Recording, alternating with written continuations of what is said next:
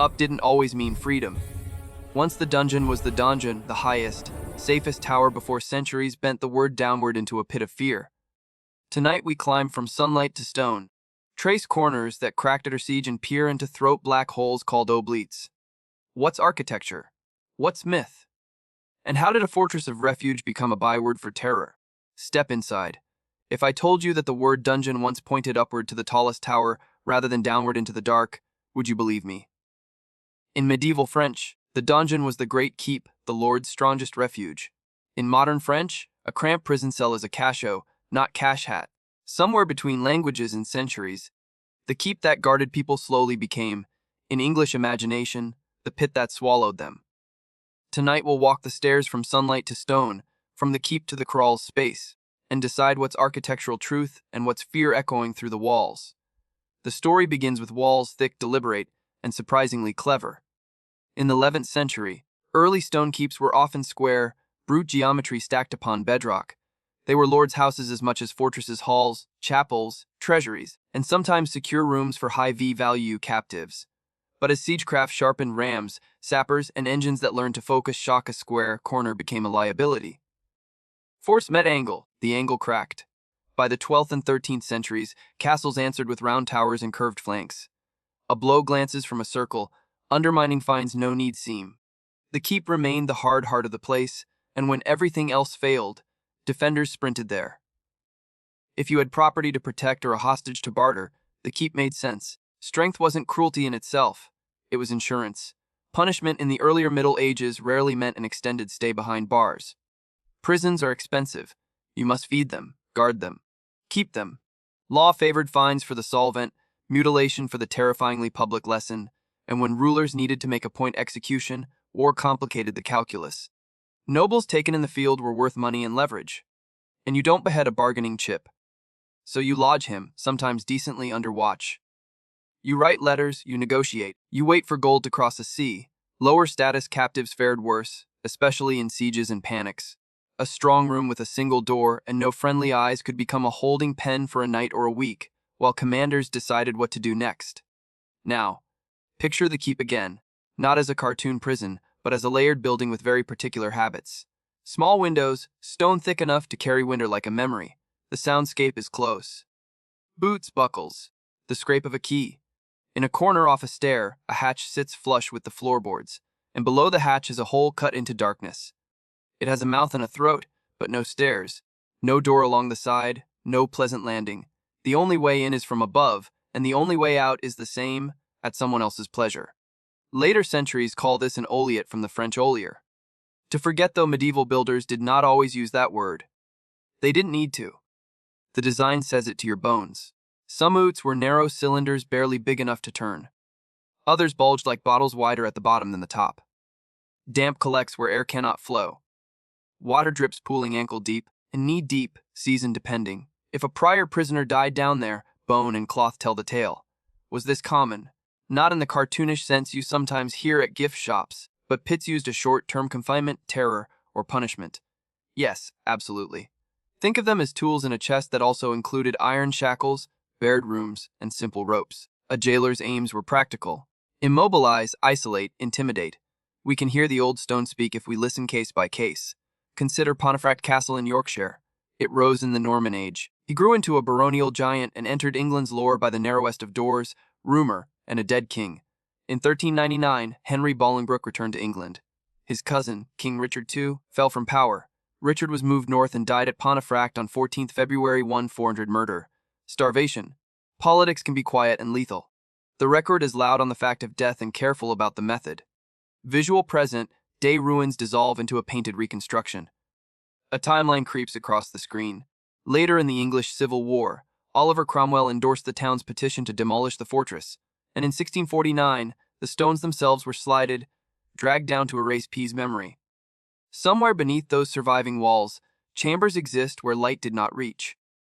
Whether you call them dungeons or holds or pits, the lesson at Pontefract is not that every stone hole is myth. It's that certainty has to be earned site by site.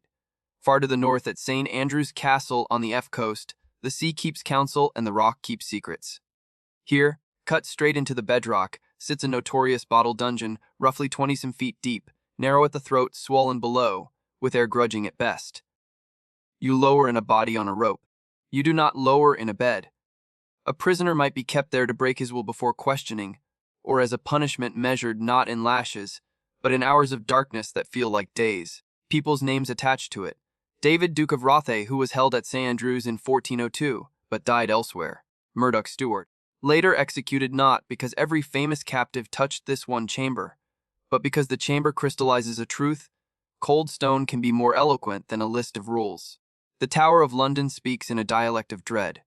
Beneath the White Tower, medieval and early modern sources remember a space known as Little Ease, so cramped that no posture offered relief. You could not stand straight, sit or lie, only crouch. It functioned as an instrument of pressure, like a hand slowly closing. We know with certainty that the tower held prisoners who were interrogated and sometimes tortured. We know that Guy Fawkes was taken there in 6005 after the failed gunpowder plot. Whether he crouched in that exact pocket called Little Ease or another like it, we cannot prove line by line, but the motive survives because it fits the institution's known methods. The world beyond England tells its own versions. On the European bank of the Bosphorus, the Ottomans built Romeli-Hyzari in the mid-15th century, a fortress to throttle the strait and test Byzantium's last breath. It is honeycombed with passages, stairways, and voids, some called oubliettes by modern tours. The structural facts are simple. Blind wall chambers and deep pits exist. The label is another matter, is a French convenience. The function drop and forget is the universal heart of the idea. We should be cautious not because cruelty stops at borders, but because terminology runs away from context if we let it. Now back to Wales, where Comey Castle lifts ringed towers above the river like a crown. Leading off the Great Hall is a prison tower, and below it a rock-cut pit about 12 deep entered only from above. The message is plain. A single aperture concentrates control. At Pembroke, narratives tell of a 15th century captive deprived of clothing and light until blindness joined his punishments. Can we footnote every detail? Not always.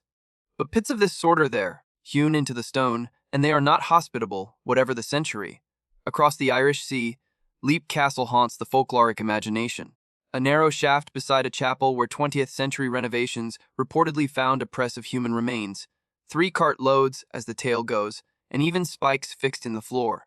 Here we must keep a steady hand. A shaft existed. Bones were found. According to contemporary reports, the spiked Oubliette has become a brand in ghost stories. And brands have a way of selling you more certainty than the sources allow. This is the rhythm of the medieval carceral world. Practical architecture dressed in the costume of terror, and terror was part of the point. Imagine the psychology. You are hauled down a stair lit by one torch. An iron ring bites your wrist. The floor opens. A trapdoor yawns. You smell water that has forgotten the Sunday. The rope lowers you into a throat of stone, and when the knot jerks and you sway, the world above is a coin of light. Then the coin slides away. SFX trapdoor shut, hard metallic slam. Darkness swallows the reverb. In such a place, time ceases to be counted in hours. It is counted in drops and in the negotiations of your mind with the walls. Not every prisoner lived like this. Many Highburn captives slept in chambers with beds and shutters, with guards at the door and books to pass the time. Their value required it. But even they might be threatened with something worse, and the threat alone could move mountains in a confession. The oubliette then is less a standard room on a floor plan and more a tool of last resort. A reminder that in societies where public shame and bodily pain were routine sentences, deliberate sensory deprivation was a cruelty peers understood at once. And unlike lash marks or severed fingers, it left little to display. You step out from darkness after 2 days and insist you will talk. The bruise is in your sleep, not on your skin. Let's walk the memory of language once more, because words are the timbers that hold up everything else. The keep the done was safety, height, lineage. Over time, English storytellers borrowed the syllables and changed the soul. Dungeon in popular mind moved underfoot. Part of that shift is practical, as keeps absorb responsibility for security. Their most inaccessible corners naturally doubled as holding spaces. Part is theatrical. Later centuries loved to imagine medieval cruelty as both omnipresent and mechanically inventive.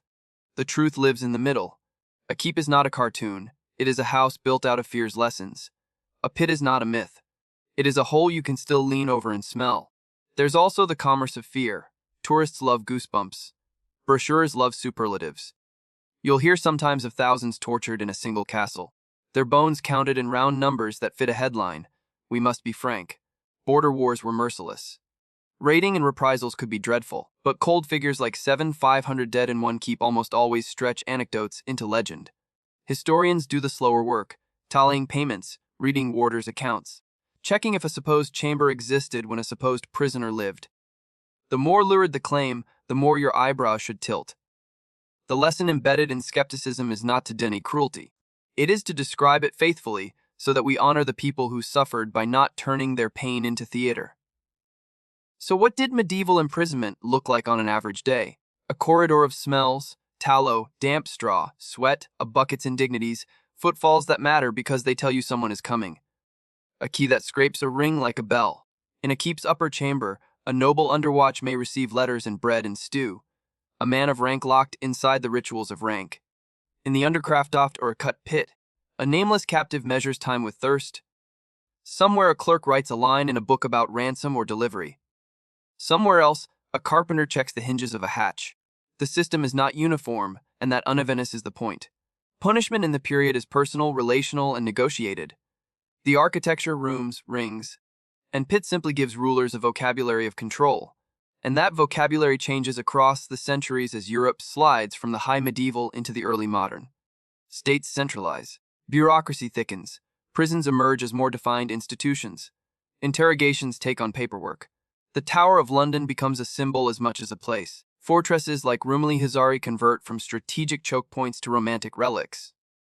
The myths that accrete over time spikes in every floor, mass graves beneath every stair, are a kind of anxiety about power set loose from its immediate context.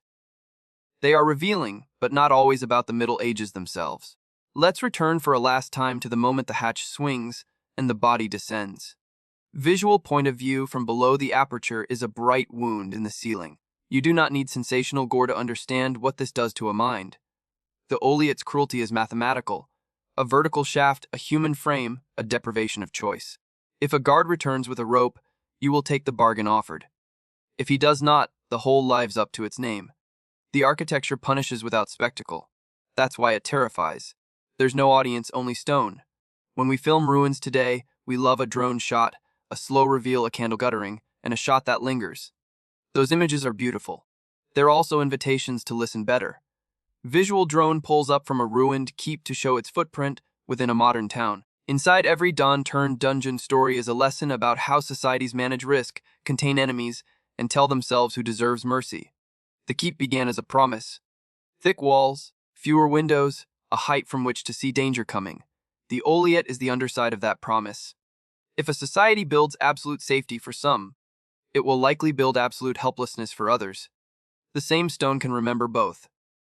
So the next time you stand on a castle hill and feel the wind push your coat, look for the pragmatic details before the grisly ones. Ask where the grain was stored, where the water was lifted, where the Lord's family slept. Ask where a messenger would wait for an audience, and where a chained prisoner would fear to be taken. And if a guide offers you a number that sounds pleasingly horrible, let your curiosity be the sharper blade. You can love a good ghost story and still insist on a footnote. We began with a word that wandered. Dungeon, the strong central tower drifting into dungeon, the pit, and the legend. On the way down the stair, we passed a square corner rounded by fear. A door inside a door. A shaft whose purpose was to remove choices from the body lowered into it. We met a dead king whose cause of death still argues in the parchment. A bottle of rock with air like a fist. A cramped niche whose name Little Ease tells you everything. And a fortress on a strait where a language borrowed the shape of a terror and made it French. The Middle Ages do not need exaggeration. They need attention. They give you enough. Stone, water law, leverage night. Words wander, but stones keep their promises. If you'd like more history that separates the stone from the story without losing the drama that makes the past breathe, subscribe and tap the bell. We release new episodes every week. Until then, keep your eyes on the walls and your mind on the sources. Our music,